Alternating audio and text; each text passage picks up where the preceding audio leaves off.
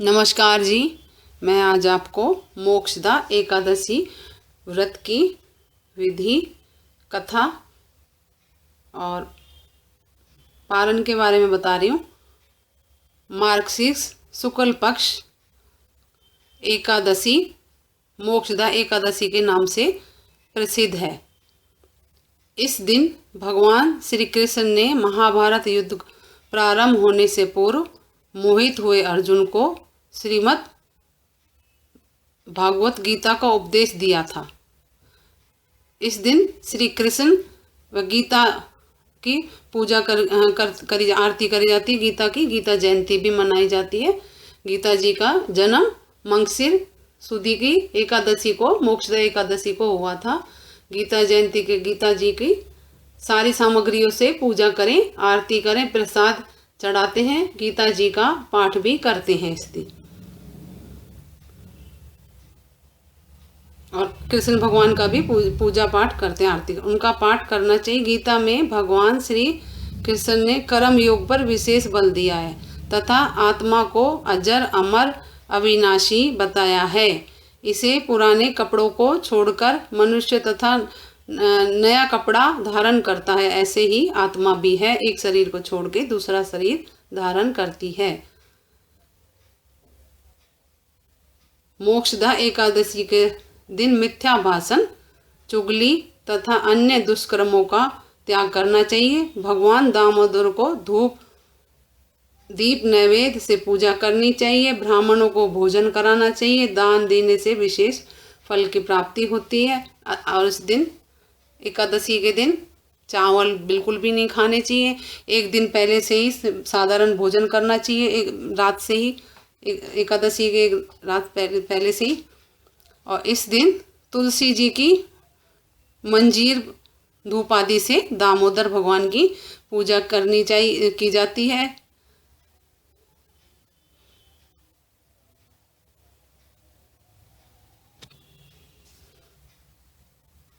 युधिष्ठिर बोले, हे भगवान कृष्ण, आप मुझे 26 एकादशियों के नाम व्रत विधि बतलाइए तथा किस देवता का पूजन करना चाहिए यह भी कहिए। भगवान जी बोले, मार्गशीर्ष नाम शुक्ल पक्ष की एकादशी का नाम मोक्षदा है। यथा नाम तथा गुण अर्थात मोक्ष देने वाली है।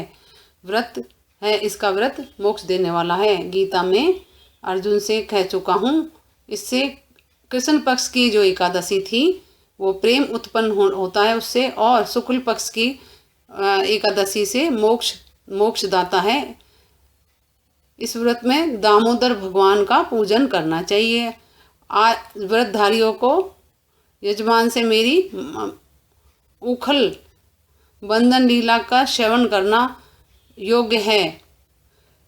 अब मैं आपको मोक्षदा एकादशी की पौराणिक कथा सुनाने जा रही हूँ। प्राचीन काल में गोकुल नगर में वैखानस नाम का राजा धर्मार्थ और भक्त था। उसने रात्रि में स्वप्न में अपने पूज्य पिता को नरक भोगते हुए देखा। प्रातःकाल ज्योतिषियों से, देवपाठी ब्राह्मणों से पूछने लगा कि मेरे पिता का उद्धार कैसे होगा। ब्राह्मण बोले, यहाँ समीप ही पर्वत ऋषि का आश्रम है। उनकी शरणागत में आपके पिता शीघ्र ही स्वर्ग को चले जाएंगे। राजा पर्वत ऋषि के शरण में गया और दंडवत करके कहने लगा, मुझे रात्रि को स्वप्न में पिता का दर्शन हुआ। वह बेचारे यमदूतों के हाथों से दंड पा रहे थे। अतः आप अपने योग बल से बतलाइए, इनकी मुक्ति किस साधन से शीघ्र होगी। मुनि ने विचार कर कहा कि धर्म कर्म सब देरी से फल देने वाले हैं। शीघ्र वरदान तो केवल शंकर जी हैं, प्रसिद्ध हैं इसके लिए तो, परंतु उनको प्रसन्न करना भी कोई आसान नहीं है। देर अवश्य लग जाएगी और तेरे पिता की इतने तक नरक में मरम्मत हो जाएगी। इसलिए सबसे सुगम और शीघ्र फलदायक मोक्षदा एकादशी का व्रत है। उसे विधि पूर्वक परिवार सहित करके पिता का संकल्प कर दो, निश्चय ही उनकी मुक्ति होगी। राजा ने कुटुंब सहित मोक्षदा एकादशी का व्रत करके फल पिता को अर्पण कर दिया। उसका फल पिता को अर्पण कर दिया। उसके प्रभाव से वह स्वर्ग को चले गए और जाते हुए पुत्र से बोले, मैं परम धाम को जाता हूँ। श्रद्धा भक्ति से जो मनुष्य मोक्षदा एकादशी का व्रत महात्म सुनता है उसे वाजपेयी यज्ञ का फल मिलता है। इस प्रकार से मोक्षदा एकादशी की व्रत की कथा है और विधि। और अगले दिन आप एकादशी करें तो कुछ भी खाने से पहले मंदिर में आप एक इंसान का खाने का जो भी सामान है आपकी श्रद्धा अनुसार दे दें। फिर भगवान जी का चरणामृत ग्रहण करके आप व्रत खोलें। और मेरे चैनल शुभ लाभ को लाइक करें, सब्सक्राइब करें, शेयर करें। नमस्कार जी।